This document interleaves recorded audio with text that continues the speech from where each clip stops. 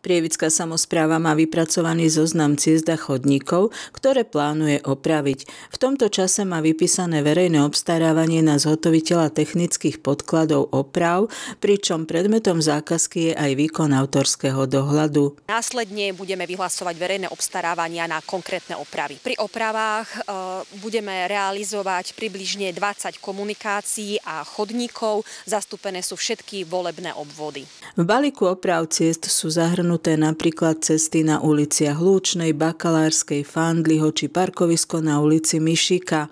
Opravy chodníkov by sa mali dočkať napríklad obyvatelia ulic Vysočana, Duklianskej, Rad Tolstého či Richtárskej. Podobne ako pri rekonštrukciách i pri opravách by sme radi v tomto roku vypracovali podklady na realizáciu a následne v ďalšom roku vyhlásili verejné obstarávania na zhotoviteľa. K samotnej realizácii by malo dôjsť po uvoľnení financií v rozpočte, to znamená v horizonte rokov 2025 a 2026. Nedávno hľadalo mesto Prievidza za dodávateľa na vypracovanie projektovej dokumentácie na rekonštrukcie miestnych ciest a chodníkov.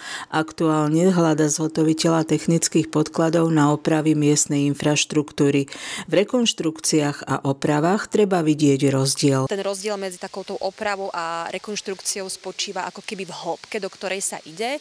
Pri rekonštrukcii zasahujeme až do podkladových vrstiev, pričom pri oprave chodníkov a miestnych komunikácií ide o tie povrchové vrstvy.